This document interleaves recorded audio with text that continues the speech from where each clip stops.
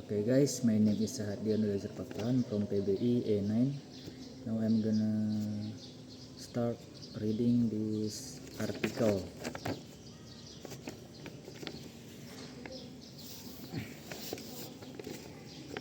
The paradox of technological efficiency in modern society. In contemporary discourse, technological advance is frequently equated with efficiency, productivity, and progress. Digital tools promise to reduce human effort, accelerate communication, and optimize decision-making across sectors. However, despite unprecedented technological capacity, modern society often experiences intensified workloads, cognitive overload, and diminishing well-being. This paradox raises critical question about whether technological efficiency genuinely liberates individuals or subtly restructures labor in ways that amplify pressure and deficiency. Historically, technological innovation emerged as a response to human limitation, from the mechanization of agriculture to the automation of manufacturing. Tools we are designed to reduce physical labor and increase output. In theory, such developments should have result, I'm sorry, resulted in greater leisure time and improved quality of life. Yet, empirical evidence suggests that efficiency gains frequently lead to higher expectations rather than reduced demands. As tasks become easier to perform, institutions often respond by increasing volume, speed, or complexity, thereby neutralizing the intended benefit of efficiency.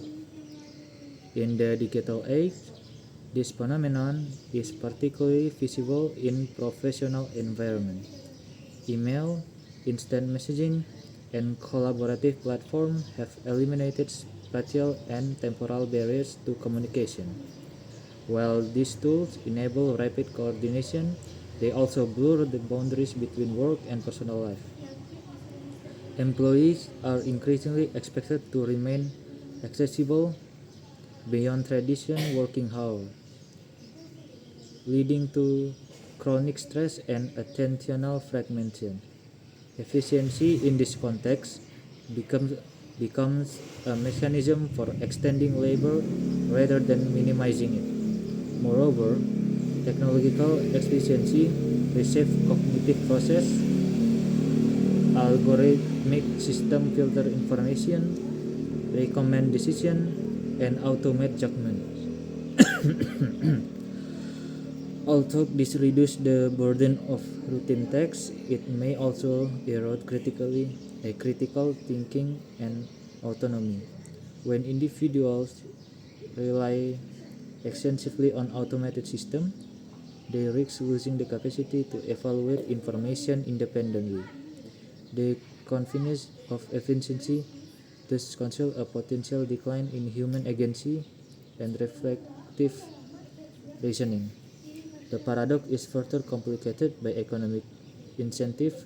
In competitive market, organization that fails to adopt efficiency incenting technologies risk obsolescence.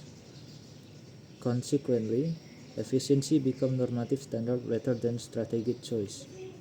This compulsion fosters a cycle in which technological adoption accelerates regardless of its social or psychological consequence.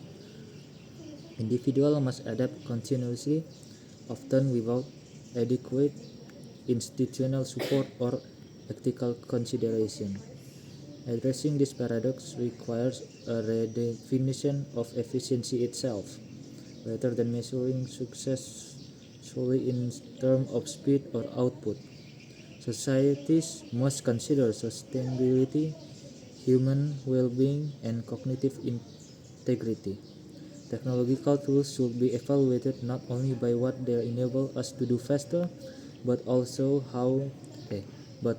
by how they shape our values, behaviors, and relationships. Without such reflection, efficiency may remain an illusion that promises liberation while delivering constraint.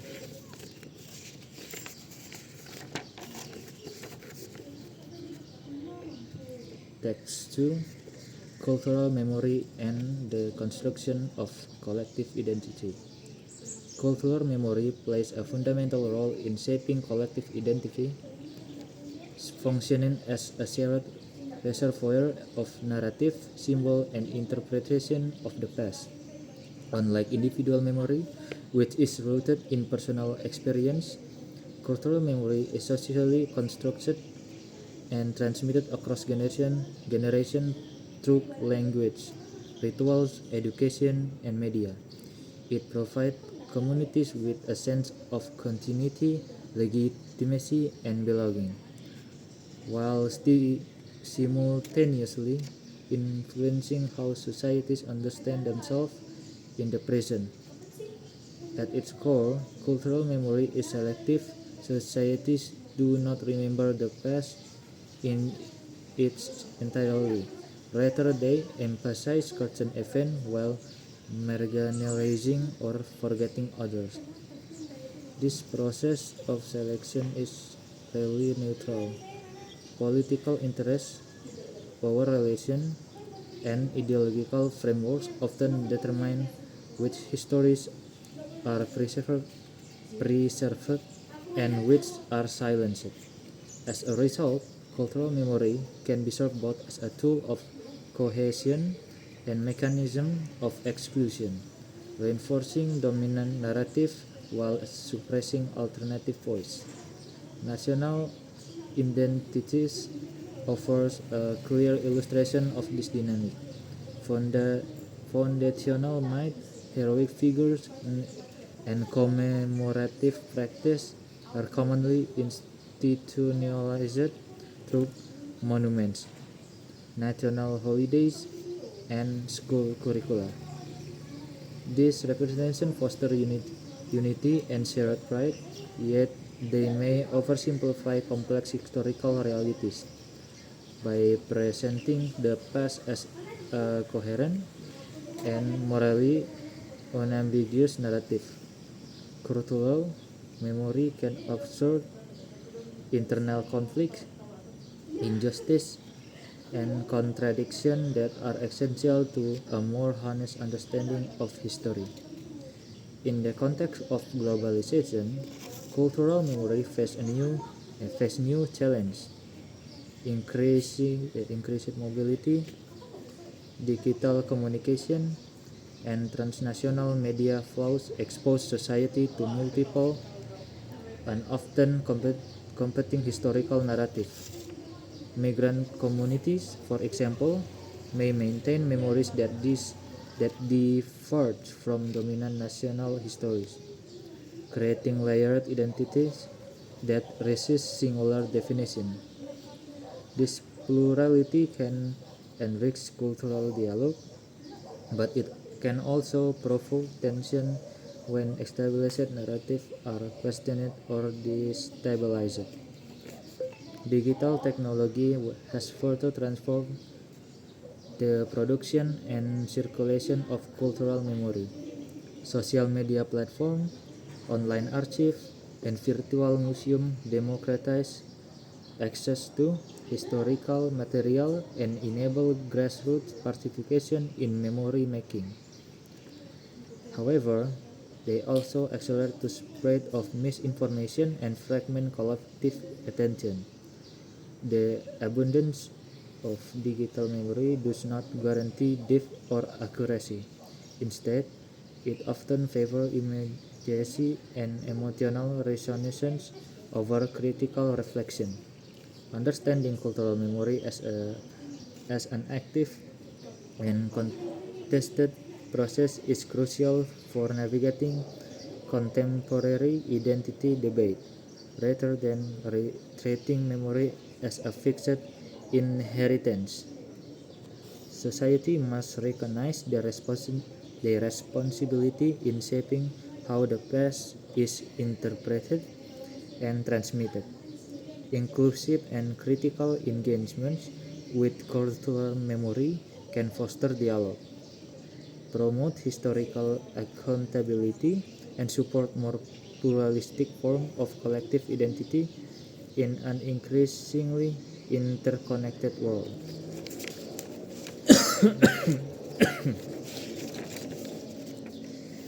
Okay, text number 3, climate anxiety and the psychology of environmental awareness.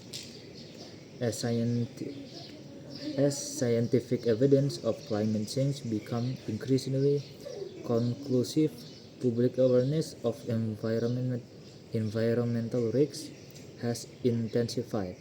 Alongside this awareness, a growing psychological phenomenon known as climate anxiety has emerged. Climate anxiety refers to chronic fears, distress, or helplessness associated with the perceived inevitability of environmental degradation. While not classified as a clinical disorder, it represents a significant emotional response to global ecological uncertainty.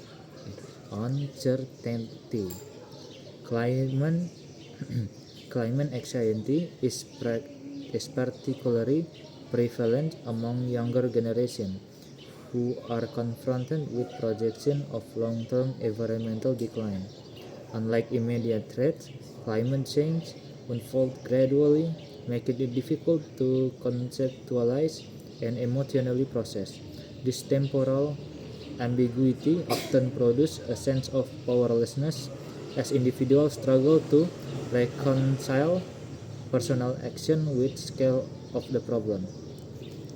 Recycling, reducing consumption, or adopting sustainable lifestyle may feel insignificant when contrasted with industrial emissions and systemic inaction.